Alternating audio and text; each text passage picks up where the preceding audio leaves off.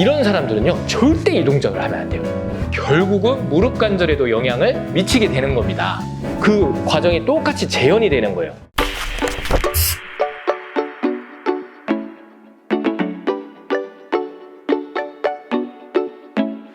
안녕하세요, 박정호 한의사입니다. 오늘은 발목 통증에 대해서 말씀을 드리려고 해요. 우리가 이제 목이나 허리는 자주 아픈데 발목은 뭐 나는 안 아픈데 이렇게 하는 분들도 있을 텐데요. 의외로 발목 통증도 꽤 있어요. 물론 우리가 이렇게 운동을 하거나 걷다가 삐끗하는 경우도 있겠죠. 이런 이제 단순 염자의 경우 부러졌지 않았는지 확인을 한 다음에 당연히 푹 쉬면 어느 정도 좋아지고 중간중간 이제 침치료나 부항치료 같은 걸 해서 근육을 풀어주면은 발목이 빠르게 좋아지겠지만 이거와 별개로 다치지도 않았는데 발목이 계속 아프다 이런 분들이 분명히 존재하거든요. 오늘은 좀 이쪽에 포커스를 맞춰서 설명을 해드리려고 합니다. 발목이 아픈 이유 뭘까요? 정답은요, 평발이에요. 평발. 평발인 거에 대해서 생각해 본 적이 있는 분도 있을 테고 난 잘 모르겠는데 평발이 뭐지? 이런 분들도 있을 수 있는데요. 평발이 의외로 흔합니다. 오늘은 이 도구를 준비를 했는데 이게 제가 이제 그동안 한 9년간 이걸 가지고 설명을 하다 보니까 엄지발가락이 날아갔어요. 하도 엄지발가락 꺾인 걸 설명을 하다 보니까 그랬는데 양해해 주시기 바라시고요. 자, 우리가 보통 발목이 아프다 그러면 앞쪽과 바깥쪽이 아픈 경우가 많아요. 앞쪽과 바깥쪽. 물론 안쪽도 제가 설명을 할 겁니다. 그리고 우리가 흔히 이제 발목이 삘 때 어떻게 삐죠? 이렇게 삐죠. 이렇게 삘단 말이에요. 이렇게 삐는 사람은 흔치 않아요. 내측의 인대들은 튼튼하기 때문에 보통 바깥쪽에 늘어나는 경우로 삐게 되는데 이거랑 평발이랑 무슨 상관이 있어요? 자, 오늘 여기 설명을 해드릴 거예요. 자, 발 구조를 보면은요, 이 발의 구조가 절대 수직으로는 내려가지 않아요. 수직으로는 발이 무게를 단단하게 지탱을 하기 때문에 수직으로 내려가는 게 아니고, 그러면은 어떻게 무너지는 것이냐? 안쪽으로 회전이 일어나면서 납작해지는 거예요. 그러니까 무릎뼈가 여기 앞에 있는데 무릎뼈가 안쪽을 본다는 거죠. 우리가 뒤졌을 때 무릎이 안쪽으로 회전이 늘어나면서 이쪽 내측이 튀어나오고 바닥이 납작해지고, 그리고 엄지발가락과 새끼발가락 사이에 있는 이 횡하치도 납작해지는 겁니다. 이게 평발인데, 우리가 이렇게 발을 들어 올려서 내 발을 보면 난 분명히 아치가 있는데요? 이런 분들도 있을 텐데 이거는 서서 관찰을 해야 돼요. 서서, 양쪽을 다 서서 내 발 아치 쪽으로 손가락 1마디 반 정도가 들어가는지를 확인을 해보셔야 됩니다. 손가락 1마디 반이 들어간다면 정상이라고 볼 수가 있는데, 만약에 1마디 반이 안 들어간다 또는 손끝조차도 안 들어간다면 유연성 평발이라고 해서 분명히 아치가 있는데 막상 무게가 실리면 평발이 되는 유연성 평발이라는 상태로 진단을 할 수가 있어요. 그러면 평발이 왜 발목에 영향을 미치느냐? 발의 구조는 우리 신체 구조를 단단하게 지탱을 하고 중력으로부터 지탱을 해줘야 되는 구조인데요. 일단 우리 몸무게를 1차적으로 지탱하는, 자동차로 치면 타이어 같은 역할을 하는 건데, 얘가 회전이 일어난다 그랬잖아요. 회전이 일어나면서 전체 하지의 불균형을 만듭니다. 하지의 불균형을. 그리고 뒤에서 보시면은요, 뒤꿈치가 쓰러지는 현상이 일어나요. 이렇게 안쪽으로 평발이 일어난다는 것을. 그래서 이것을 제가 한번 그림으로 보여드리면, 자, 보시면 11세 여자아이의 사진인데요. 자료 화면으로 보셔도 됩니다. 이 사진을 보시면 이쪽 좌측에는 분명히 뒤꿈치가 좀 쓰러져 있는 게 관찰이 되실 거예요. 뒤꿈치가 쓰러져 있는 거. 지금 당장 우리 아이를 보셔도 되고, 이게 이제 좀 익숙해지시면 길 가다가 횡단보도 건널 때 앞에 보면은요, 이렇게 쓰러진 애들이 굉장히 많아요. 이게 이제 평발. 아까 얘기했듯이 발이 내측으로 회전을 하면서 무릎뼈가 안쪽을 보고 발의 아치가 내려앉으면은 이렇게 내반된 상태, 이 뒤꿈치에서 이걸 관찰을 할 수가 있습니다. 자, 이렇게 되면 아킬레스건이 일단 꺾이고 무릎 내측에 충격을 분산해주는 근육들이 팽팽하게 긴장이 생기게 되겠죠. 그리고 이 보시면은 바깥쪽 이렇게 새끼발가락 쪽에 공간이 보이게 되는데, 이게 이제 정상인 상태는 이제 오른쪽이라고 볼 수 있어요. 제가 이제 교정을 해서 교정구를 끼고서 관찰을 했는데 확연히 아킬레스건이 다른 걸 볼 수가 있죠. 자료 화면으로 보셔도 됩니다. 내측으로 쓰러져 있는 것과 세워져 있는 것. 그러니까 발목이 평발이 없는 사람들은 딱 지탱을 하고 뒤꿈치 닿고 새끼발가락으로 닿은 다음에 엄지로 지탱을 하고 더 이상 쓰러지지 않고 바로 전진이 일어나는데, 평발 있는 사람들은 뒤꿈치가 닿고 새끼발가락이든 엄지발가락이든 약간 비슷하게 닿은 다음에 한 번 더 내회전으로 들여 밟고 다시 세워진 다음에 걷게 되는 거예요. 발목의 피로가 훨씬 더 쌓이겠죠. 특히 외측과 내측의 복사뼈 아래 부위에 인대에 긴장이 생기게 돼요. 타이트한 긴장이. 그리고 이렇게 디디다 보니까 회전이 일어나면서 결국은 무릎 관절에도 영향을 미치게 되는 겁니다. 그래서 발목이 자주 아픈데 내가 왜 발목을 삐지도 안 했는데 왜 아프지? 이런 분들은 일단 이렇게 거울 보고 서서 또는 이제 자기가 서서 내 바닥의 아치를 손으로 확인을 해보시면 좋고요. 아이들의 경우에는 어른들이 부모님들께서 이렇게 뒤에서 관찰해서 뒤꿈치 피부가 이렇게 쓰러져 있는지 이걸 보셔야 돼요. 그리고 두 번째는요. 안짱걸음이에요. 안짱걸음이라고 해서 발끝이 엄지발가락이 약간 안쪽으로 해서 걷는 아이들이 있고 또 어른들도 특히 이제 여성분의 경우에는 이런 안짱걸음이 꽤나 자주 관찰이 되는데요. 안짱걸음은 평발이 있든 없든 어쨌든 엄지발가락이 안쪽으로 쏠리면서 무릎뼈는 안쪽으로 회전을 하겠죠. 그러니까 평발이 있든 없든 그 과정이 똑같이 재현이 되는 거예요. 발의 아치가 무너지는. 그리고 실제로 안짱걸음이 있는 아이들 중에서 인대가 좀 약한 여자아이들의 경우에는 없던 평발도 생기는 경우가 많아요. 남자애들은 약간 안짱을 걷더라도 발목 속에 있는 이제 주변의 인대가 튼튼해서 무너지지는 않는 경우가 있는데 여성 또는 여자아이들 같은 경우는 잘 쓰러지게 되거든요. 그래서 이런 안짱걸음, 자 보시다시피 왼쪽은 분명히 안쪽을 쏠리고 오른쪽은 좀 바깥쪽이에요. 이렇게 좌우가 다른 경우도 흔하게 있는 경우거든요. 이렇게 안쪽으로 왼발과 오른발이 다른 발의 각도가 게이트 앵글이 다른 경우도 굉장히 많은데 이것을 하지 부정렬이라고 볼 수도 있어요. 여기 보시면은 분명히 이제 아이 두 명인데 엎드려서 발을 외회전시켰을 때 왼쪽 발은 세워져 있고 오른쪽 발은 뉘어져 있는 걸 볼 수가 있죠. 이 얘기는 왼쪽 발이 항상 찍히는 게 약간 내측으로 안짱 형태로 걸을 확률이 훨씬 더 높다는 거예요. 여기 이제 오른쪽에 보셔도 여기 이 친구도 왼쪽이 세워져 있는 걸 볼 수가 있죠. 그리고 이 친구 같은 경우에는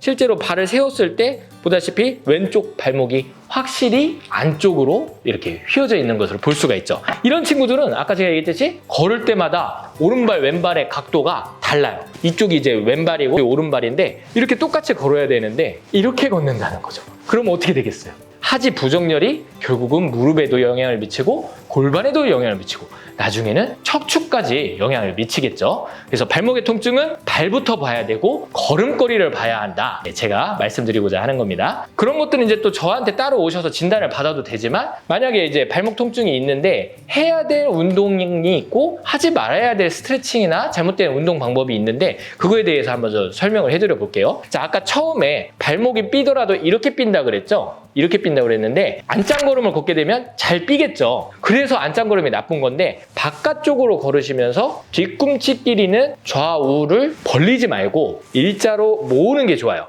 그런데 엄지 방향은 바깥쪽으로 걷는 게 좋습니다. 그러니까 우리가 흔히 알고 있는 일자걸음과 팔자걸음의 정의가 약간씩 다 다른 거예요. 이거 명심하셔야 돼요. 제가 맨날 이야기하는 건데 일직선으로 일자로 걸으라는 얘기는 뒤꿈치 길이 일직선으로 걸으라는 얘기고 엄지발가락은 8에서 12도 정도 바깥쪽으로 해서 발등을 확실하게 들어 올려주는 그런 걸음을 걸으셔야 됩니다. 그 다음에 두 번째, 우리가 발목 운동한다고 하면은 죄다 다 이렇게 피거든요. 발을 이렇게 쭉 피는 거, 발 꼭 뻗고 이렇게 다리를 쭉 펴서 이렇게 피는 거는요, 사실은 발목이 삐는 동작과 굉장히 유사한 신전인이라는 상황이랑 4번이라는 상황인데 이렇게 하는 건 사실은 결국은 스트레칭이자 결국은 발목이 삐는 자세를 재현하는 거예요. 그러니까 지금 발목이 아프고 발목이 약하다, 잘 넘어진다, 삔 경우가 많다, 지금 또 뼈서 통증이 있다, 이런 사람들은요 절대 이 동작을 하면 안 돼요. 그럼 어떤 동작을 해야겠어요? 삐는 거와 반대라는 동작인 발등을 들어 올리고 외번시키는 경우죠. 그래서 제가 이제 쉽게 얘기를 드리면 누워서 하셔도 되고 앉아서 하셔도 되고 서서 하셔도 되는데 누워서를 기준으로 한다면 절대 이 동작을 하지 마시고 이 상태에서 들어 올리라는 얘기죠. 들어 올리고 새끼발가락이 이왕이면 위로 오게끔 외번이라는 자세까지 같이 해주는 거예요. 굴곡과 외번을 합쳐서 이 방향으로, 이 방향으로, 이 방향이 아니라 이 방향으로 이렇게 올려주는 거예요. 그래서 좌우를 왼발 오른발을 누워서 하나, 둘, 셋, 넷 이런 식으로 한 30번에서 60번 또는 뭐 50번 정도 이렇게 번갈아 가면서 왼발 오른발을 올려주면은 발목을 강화해주고 통증을 예방하거나 또 치료하는 데 도움이 될 수가 있습니다. 또는 이렇게 앉은 자세에서 우리가 사무실에서 컴퓨터를 하다가도 잠깐 생각나면 박정우 원장이 그렇게 하라고 그랬지 하면서 발을 약간 바깥쪽으로 벌린 상태에서 왼발 오른발을 번갈아 가면서 올려주시면 되고요. 또는 서서 발을 또 약간 바깥으로 벌린 상태에서 왼발 오른발을 올려주시면 50번 정도 하면 50초예요. 50초. 60번 정도 하면 딱 1분이고요.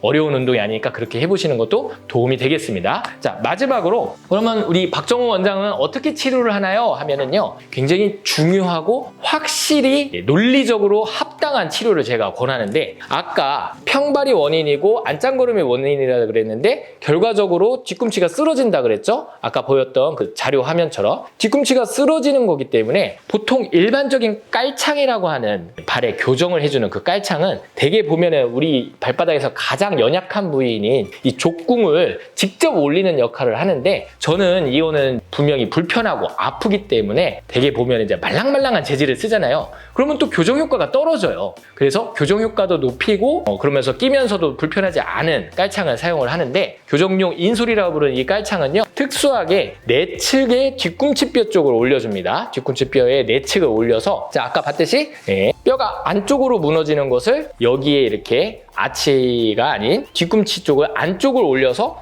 더 쓰러지지 않게 잡아주는 이런 형태의 깔창을 끼는 것이 많이 도움이 됩니다. 자, 일반적인 깔창이랑 한번 비교를 해보면, 자, 이쪽은 일반적인 깔창인데 뒤꿈치가 그냥 평평하죠. 뒤꿈치가 평평하고 아치 부위를 올려서 여기가 직접 족궁과 맞닿게 되니까 말랑말랑한 재질로 쓸 수밖에 없어요. 근데 보시다시피 이런 교정용 인솔은 굉장히 딱딱하거든요. 그래서 아프지 않을까? 여기 닿으면 아프지 않을까 하는데, 얘는 뒤꿈치가 확실하게 다르죠. 이쪽은 평평하다면 여기는 내측이 입체적으로 올려져 있어서 뒤꿈치뼈를 걸을 때마다 받쳐주는 역할을 하는 겁니다. 그래서 쓰러지려고 할 때 받쳐주니까 이거를 끼고 신발을 신고 또 운동화를 신고, 슬리퍼 말고 운동화를 신고, 그래서 발목 주변을 다 감싸주신다면 아무리 걸어도 발이 더 이상 쓰러지지 않게 되니까 평발로 인한 발목 통증, 안짱걸음으로 인한 발목 통증이 훨씬 더 좋아질 수가 있겠죠. 자, 이 아킬레스 건염, 또 족저근막염 있는 분들 또 있을 텐데요. 발목 통증이라는 범주에서 크게 벗어나진 않지만 약간은 미묘하게 다르죠. 그래서 이 아킬레스 건염도요, 아킬레스 건염에 대해서 설명을 해보자면요, 이 뒤꿈치로 이어지는 우리 종아리 근육 있잖아요. 이 종아리 근육, 뒤꿈치로 이어지는 이 종아리 근육이 발바닥에 족저근막과 이어지고 또 발가락 끝으로도 다 가게 되는데, 결국 같은 근막으로 이어져 있는데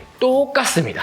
아까 제가 얘기한 발목 통증과 평발이 돼서 늘어나면 족저의 근막이 늘어나게 되겠죠. 걸을 때마다 족저 근막이 자꾸 늘어나니까 그 텐션이, 잡아당기는 텐션이 아킬레스건에도 연결이 되게 되는 거예요. 전달이 되다 보니까 뒤꿈치뼈랑 이어지는 이 강력한 아킬레스건 주변에 자꾸 피로도가 쌓이게 되는 거죠. 물론 이거는 이제 평발 안짱걸음이 당연히 원인인데, 몸이 피곤할 때 발생을 합니다. 몸이 피곤하지 않으면 좀 못 느낄 때도 있고 괜찮게 지내기도 하는데, 잠을 좀 못 잤거나 장거리 차를 탔거나 몸이 좀 피곤한 경우에는 아킬레스 건염이 재발했다라고 생각하는데, 결국 근본적인 원인은 발이 무너지는 거에 있고 또 피로가 누적됐을 때 이런 현상이 더 일어나게 되는 겁니다. 그리고 족저근막염도 당연히 마찬가지입니다. 족저근막염에 대해서 설명을 드리자면은, 족저근막은 뒤꿈치로부터 발바닥 안쪽이나 내측 아치의 안쪽에 발바닥 뼈에 다 붙고 결국 또 그 위로는 이제 발가락으로 다 가게 되는데, 얘는 충격을 흡수해주는 작용을 하죠. 아치를 유지를 해서 충격을 흡수해주는 작용을 하는데, 아까 얘기했듯이 평발이나 안짱걸음을 걷게 되면